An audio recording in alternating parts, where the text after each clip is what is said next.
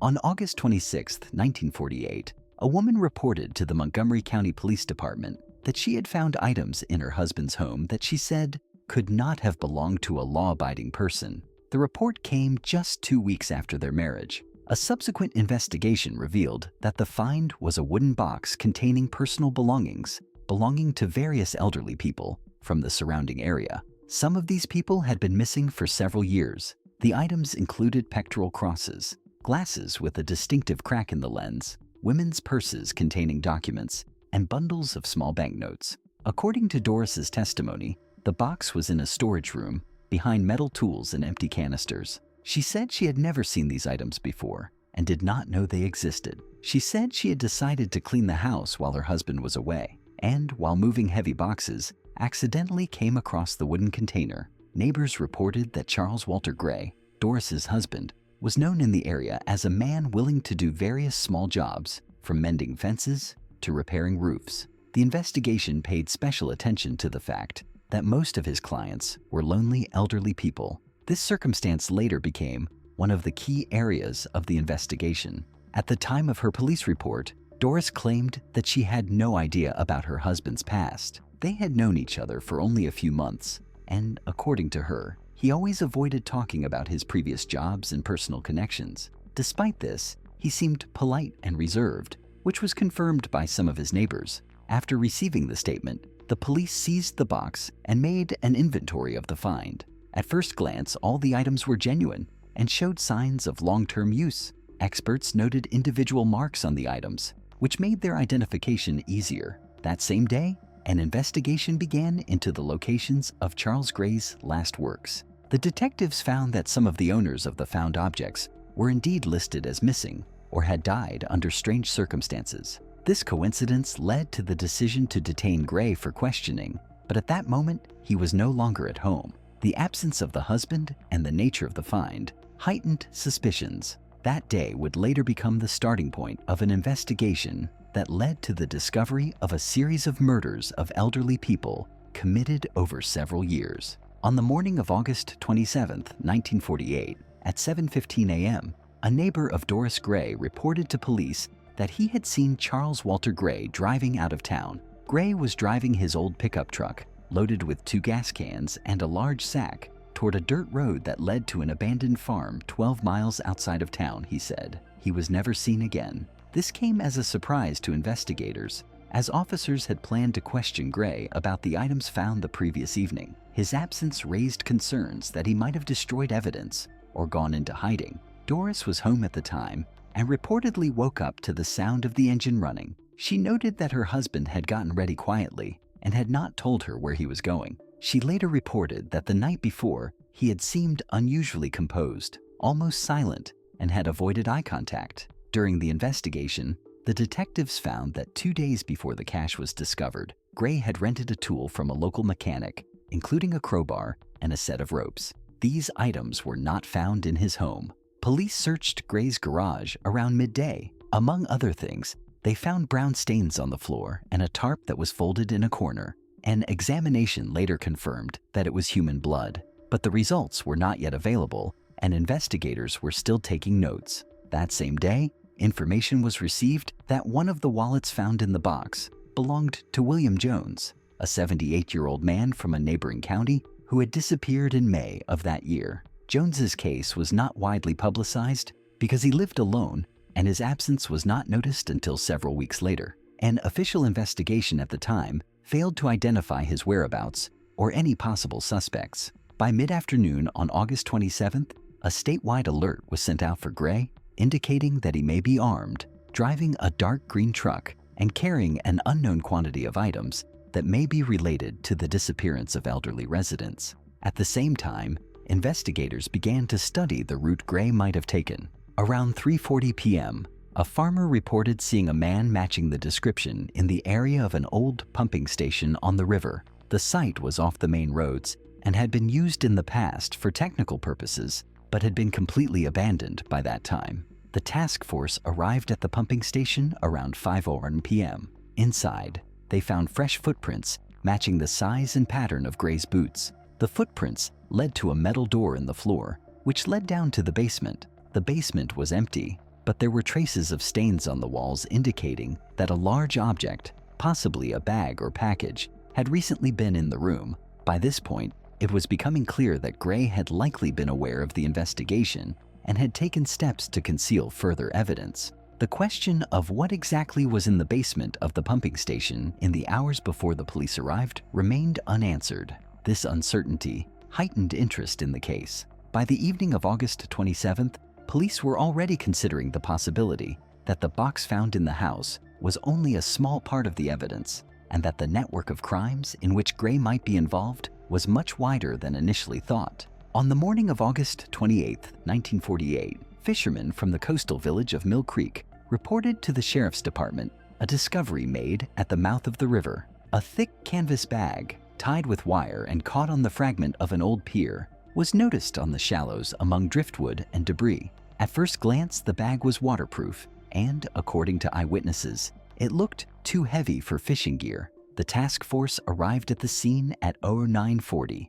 The bag was brought ashore, and it was found to be completely sealed. When opened, personal belongings were found, including a woman's purse with documents in the name of Mary Lewis, 81 years old, who lived in Harper County. The purse contained glasses with one broken lens, several photographs, and an engraved pocket watch. According to the archives, Mary Lewis had been missing since January 1947, and her case was closed due to lack of evidence. The intervention of the forensics department showed that the bag was held together with industrial wire similar to that used at the abandoned pumping station where Gray's footprints had been found the day before. The coincidence of the material, the method of fixation, and the nature of the packaging allowed the investigation to link the find to the case under investigation. On the inside of the bag, experts found fingerprints that partially matched fingerprints found on a metal canister in Gray's garage. According to police, 3 years before Mary Lewis disappeared,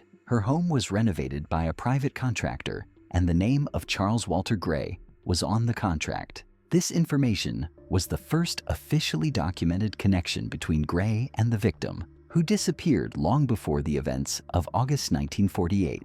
In parallel with this discovery, investigators began reanalyzing Gray's client list over the years. It turned out that at least 6 elderly people whose homes he visited to perform work subsequently disappeared under mysterious circumstances. 4 of them lived within a 20-mile radius of where the bag was found. That same day, around 2:00 p.m., a farm owner in the Mill Creek area reported that fresh tire tracks had been found on his property, leading to an old well. The well had been filled in long ago, but its cover appeared to have been recently moved. During the inspection of the well, fragments of fabric similar in composition to that in the canvas bag were found. It was not possible to immediately lift the contents of the well due to the risk of collapse, so it was decided to examine it later using special equipment. By the evening of August 28th, investigators had a clearer but deeply disturbing picture. The bag and the connection to the missing Mary Lewis were not a coincidence, but part of a persistent pattern. The disappearances of elderly people in the area over the years were now seen as links in a chain, and Charles Gray was the prime suspect, whose whereabouts remained unknown. On August 29, 1948, at 6:20 a.m., a group of workers assigned to investigate an abandoned well on a farm near Mill Creek reported a strong odor of decay emanating from deep within the shaft. The official report states that the odor was so intense that work was temporarily halted to determine the source. The well was a shaft about 9 meters deep, partially filled with debris and earth. The entrance was covered with a wooden lid, secured with metal brackets. Judging by the condition of the wood, the lid had been removed and reinstalled recently. At 07:45, a forensic team arrived at the scene. Using a winch and safety ropes, the first employee was lowered down. Already at a depth of 3 meters, he reported finding dense bundles wrapped in tarpaulin and tied with the same industrial wire as the bag found the day before. A total of 3 packages were recovered from the well. Each was hermetically sealed and contained personal items, including clothing, hats, and household items belonging to different people. According to preliminary data, some of the items matched descriptions found in old police reports of missing elderly residents. One of the packages contained a walking stick with the initials HM engraved on it. A check of the archives showed that these initials belonged to 84-year-old Harold Milton, who disappeared in July 1946. His disappearance was then attributed to a possible accident, as he suffered from vision and mobility problems. Investigators noted the nature of the packaging. All the packages were designed the same way: multi-layered tarpaulin, 3 turns of wire. The knot was fixed on the same side. This method matched the packaging of the sack from the river mouth and the description received from the lessee of the pumping station, who claimed to have seen Gray with similar packages back in the spring.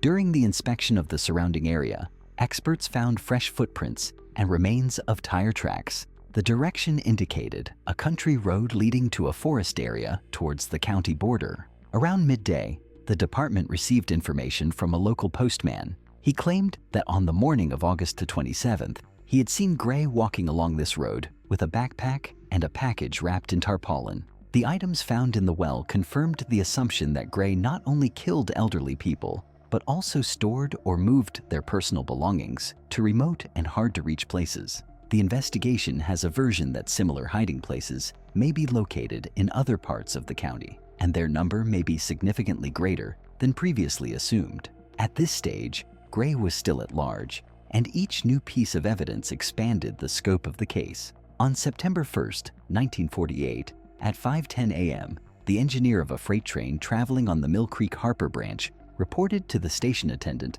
an unidentified man standing near the embankment near the 14th kilometer of the track. The engineer noted that the man was holding a large package wrapped in a tarpaulin and abruptly stepped aside when he heard the train approaching. The message was forwarded to the police. According to the driver's description, the man's clothes were dirty with dark stains, and his face was covered with a cap. In his hands, he was holding not only a package, but also a long metal object resembling a shovel. The patrol, which arrived at the scene 40 minutes later, found traces of a fire, still warm coals, and charred fragments of fabric. Nearby was a metal rod with the remains of a wire identical in composition to that already involved in the case. The investigators found nothing from the bundle or the shovel. They assumed that Gray had left the scene after noticing the approach of the train and the police. At 08:25, police received a new report. A man matching the description had been spotted in an abandoned barn on the outskirts of Harper. A witness, a farmer, claimed that the stranger had entered with a heavy sack and emerged a few minutes later without it. Arriving officers searched the barn and found a freshly dug hole in the corner containing a canvas bag tied with 3 coils of wire. Inside were clothes, a watch, and a notebook with addresses of elderly residents from 3 neighboring counties. This discovery became the first piece of evidence directly indicating that Gray kept records of his victims. In the notebook, next to some names were dates and brief notes. 1. In the evening. From the roof, the investigation assessed these notes as encrypted records regarding the time and method of committing the crimes. That evening, around 7:40 p.m., a patrol officer spotted Gray on a dirt road about 4 miles from Harper. He was walking toward the woods, carrying a backpack over his shoulder, and when he saw a car, he tried to run. A chase ensued. Gray was apprehended 25 minutes later when he attempted to climb over a fence on the edge of private land. During a search, he was found to be in possession of a folding knife, a small caliber pistol, and a bunch of keys, many of which were later found to belong to the homes of the missing people. Gray's interrogation began on the night of September 1st, 2. He refused to answer questions and insisted that the items found were planted on him. However, the totality of evidence, from the victim's personal belongings to matches and shoe prints and fingerprints, allowed investigators to charge him with several counts of murder. The official investigation into Charles Walter Gray continued for another 8 months, and at least 9 victims were identified. Each new location confirmed that the wooden box found in the house was just the beginning of a massive crime spree that stretched over several years. The official investigation into Charles Walter Gray concluded on May 14, 1949. The investigation found that he had committed at least 9 murders of elderly people in Montgomery, Harper, and Mill Creek counties between 1945 and 1948. All of the victims were single, and most hired Gray to do minor repairs or chores. The suspect's method of action, according to the case materials, was that he took advantage of the elderly people's trust, gained access to their homes, and, choosing the moment, committed the crime. After that, he took the victim's personal belongings, including documents, household items, and cash. He kept some of the things in hiding places in abandoned buildings, and some in his own home. The investigation revealed several locations for evidence: an abandoned pumping station, a well on a farm in Mill Creek, a barn on the outskirts of Harper, and a hiding place in his own garage. In each case, the packaging was identical: tarpaulin, industrial wire, the same type of securing knot. The trial began on October 3, 1949, and lasted 11 weeks. Based on the evidence presented, the results of examinations, and the testimony of witnesses, the jury found Gray guilty of 5 counts of murder. The verdict on 4 more counts was handed down later after additional investigations. On January 12, 1950, Charles Walter Gray was sentenced to death by electric chair. He was executed on June 16, 1951, at the state penitentiary. Gray's case went down in the records as one of the most systematic cases of elderly murders in the county's history, with the accused's motive never officially established.